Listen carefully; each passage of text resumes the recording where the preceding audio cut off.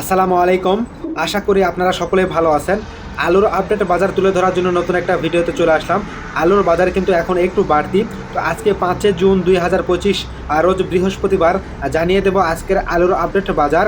আমি যে বাজারটা তুলে ধরবো সেটা হচ্ছে কৃষকদের ঘরে সংরক্ষিত যে আলুটা রয়েছে সেটার বাজার, পাশাপাশি কিন্তু কোল্ড স্টোরেজ থেকে যে আলুগুলো বের হচ্ছে বর্তমানে সেই বাজারটাও কিন্তু আমি আপনাদের মাঝে তুলে ধরবো। তো আজকে কুমিল্লার উইলসন কোল্ড স্টোরেজের ভিডিওটি কিন্তু আপনারা দেখতে পাচ্ছেন। তো এই স্টোর থেকে কিন্তু প্রত্যেক দিনে মোটামুটি আলু কিন্তু বের হচ্ছে।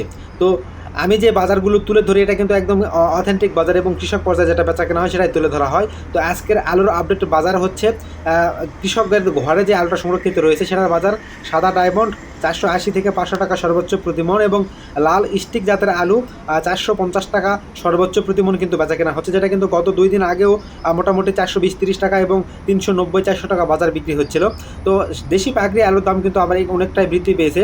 আর সেটা হচ্ছে দেশি পাকড়ি আলু, যেটা 3 মিল ভালো আলু যেটা, সেটা কিন্তু 470-80 থেকে 500 টাকা বা 520 টাকা পর্যন্ত কিন্তু সর্বোচ্চ বেচা কেনা হচ্ছে। যেটা ফাটা পাকড়ি একদম বড় সাইজ আলু সেটা কিন্তু 550 টাকা সর্বোচ্চ প্রতিমন বেচা কেনা হচ্ছে, এবং যেটা সাপ্লাই সেটা কিন্তু 550 থেকে 580 টাকা প্রতিমন কিন্তু বর্তমানে বেচা কেনা হচ্ছে।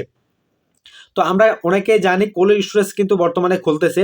তো বর্তমানে কিন্তু ঈদের কারণে হয়তো বা কোল্ড স্টোরেজ থেকে বর্তমানে আলু একটু কম বের হচ্ছে, তবুও কিন্তু কোল্ড স্টোরেজ কিন্তু রাজশাহীতে বলেন বা কুমিল্লাতে উইলসন কোল্ড স্টোরেজ কিন্তু বর্তমানে খুলেছে, সেখান থেকেও কিন্তু প্রত্যেক দিন কিন্তু আলু বের হচ্ছে। তো কোল্ড স্টোরেজের আলুর বাজার কিন্তু অনেকটাই কম, যেহেতু কোল্ড স্টোরেজের রাখতে গিয়ে মোটামুটি 24 থেকে 26 টাকা প্রতি কেজি কিন্তু কোল্ড স্টোরেজ ভাড়া সহ কিন্তু খরচ হয়েছে। তো সেখানে কিন্তু বর্তমানে কোল্ড স্টোরেজ পর্যায়ে আলু বেচা কেনা হচ্ছে লাল স্টিক 16 টাকা থেকে শুরু করে 17 টাকা 50 পয়সা পর্যন্ত কিন্তু বেচা কেনা হচ্ছে, এবং সাদা ডায়মন্ড কিন্তু 17 টাকা থেকে শুরু করে 19 টাকা পর্যন্ত কিন্তু প্রতি কেজি দরে বেচা কেনা হচ্ছে। আলুর কোয়ালিটি এবং স্থান ভেদে কিন্তু এই দামগুলো কোল্ড স্টোরেজে বর্তমানে বেচা কেনা হচ্ছে। তো যেখানে 17 থেকে 18 টাকা কেজি দরে আলু বেচা কেনা হচ্ছে কোল্ড স্টোরেজে, সেখানে কিন্তু কোল্ড স্টোরেজ ভাড়া সহ মোটামুটি 24 থেকে 26 টাকা কিন্তু খরচ পড়েছে। তাহলে মোটামুটি কিন্তু 8 থেকে 10 টাকা প্রতি কেজিতে কিন্তু এখন পর্যন্ত যারা কোল্ড স্টোরেজ থেকে আলু বের করতেছে তাদের কিন্তু লোকসান হচ্ছে। আর যারা কৃষক যারা রেখেছে আলু, তাদের উৎপাদন খরচ কিন্তু 20 থেকে 22 টাকা হয়েছে। তো তাদের খরচটা কিন্তু আরেকটু বেশি হয়েছে কোল্ড স্টোরেজে। তারা কিন্তু মোটামুটি 28 থেকে 30 টাকা প্রতি কেজি কিন্তু তাদের বর্তমানে কোল্ড স্টোরেজ ভাড়া সহ কিন্তু খরচ হয়েছে। তো এই হচ্ছে বর্তমান আলুর আপডেট বাজার এবং আপডেট দাম। তো আমি যে ভিডিওটা আজকে আপনাদের মাঝে তুলে ধরেছি সেটা কিন্তু কুমিল্লা উইলসন কোল্ড স্টোরেজ থেকে।